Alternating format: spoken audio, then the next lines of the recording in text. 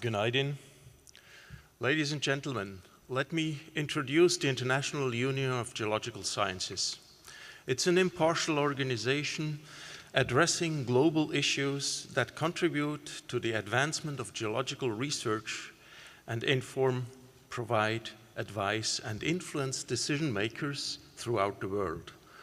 With 120 national members, the IUGS promotes the development of earth sciences through geological conventions and standards and promotes their worldwide acceptance. Involvement in developing interdisciplinary solutions to global problems. Collaboration between more developed and less developed countries in earth science research, capacity building, and applications. We contribute to earth science education and the visibility and public understanding of earth sciences and their profound influence. And we help in career development of young earth scientists. Next slides, please. Next. IUGS is a member of the International Council of Science and represents all geological scientists at the highest international levels since 1961. It supports broad-based scientific studies relevant to the entire Earth system and applying the results of these and other studies to preserve Earth's natural environment using all natural resources wisely and improving the prosperity of nations and their quality of human life by fundamental research and applied aspects of earth sciences, through the commissions and tasks and initiatives that we have, and it works with affiliated organizations on topics of mutual interest.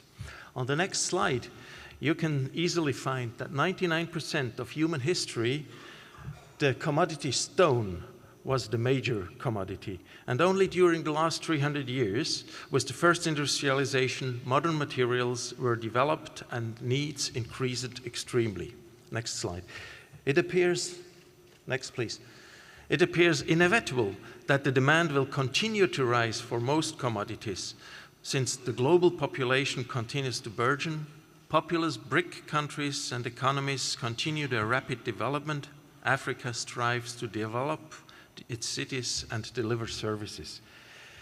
It's a priority to find and develop natural resources for future generations. Greater efficiency of use, recycling, and substitution will all be vital, but insufficient. Next. Mining will continue to be an essential activity to meet the needs of future generations. While this is not easily accepted by all, it cannot be ignored in any deliberation of the future. Any goals or visions for the future that simply ignore mining or assume it will phase out will be seriously compromised. So responsible production of natural resources needs to be accepted as a part of integrated regional, national development plans and as a pathway to global sustainable development. This offers major opportunities for development of countries with good mineral and energy endowments. Now the next slide shows you that the failing rate of discovery over large mineral deposits over the past quarter of a century, despite high level of expenditures, is evident. So satisfying future needs, next slide, future needs for mineral resources is a challenging goal to ensure supply of natural resources for a global society for the next century. While meeting the environmental and societal imperatives for sustainable development, researchers, academics, government agency and industry globally will need to play their roles. In general, available technology and good practice can minimize lasting impacts from resource production.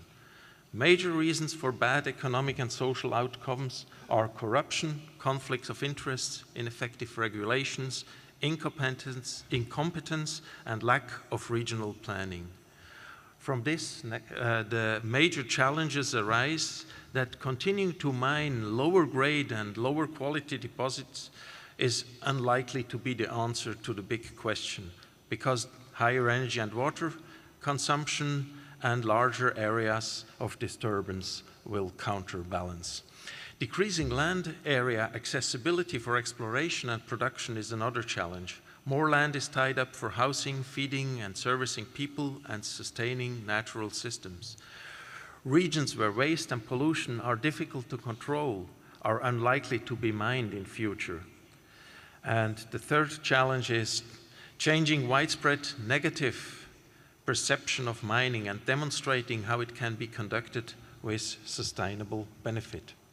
So from this, the rationale for our initiative, Resourcing Future Generations, is global and social development relies upon the discovery and extraction of mineral, energy and water. How can demand of these resources accommodate continued population growth and the right of people to improve their standards of living? How do we secure resources for future generations in ways economically, environmentally and socially responsible? IUGS comes up with an independent and non-governmental international framework. We are well placed to play an international honest broker role, circumventing potential concerns about roles of individual countries or organizations. And our NASIC team has identified 4 major topics with respect to resourcing future generations. First would be a comprehensive evaluation and quantification of the 21st century supply and demand, not on a short term, but on a long term throughout the century. Research programs in enhanced understanding of subsurface as it relates to resources. Research focused on evaluation of where additional natural resources are likely to be found. And of course, very important, building capacity in developing nations for responsible stewardship of natural earth resources. This leaves us with the fact that geoscientific data, skill and infrastructure required for locating mineral and energy have a very wider public good application.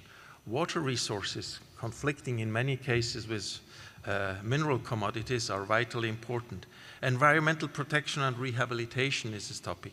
Building cities and infrastructure, understanding soils and landforms, mitigating hazards and risks, mapping biodiversity domains, engaging in geo-governance.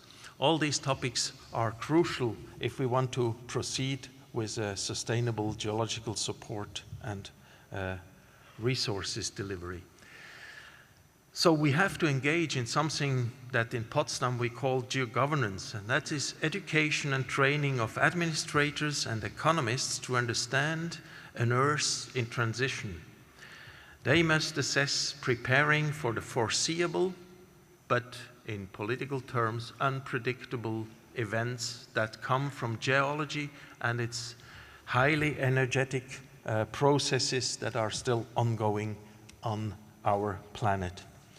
And this next slide was my message. Thank you, and I hope that even Kazakhstan, or that also Kazakhstan, is supporting our new initiative on a global scale. Thank you very much.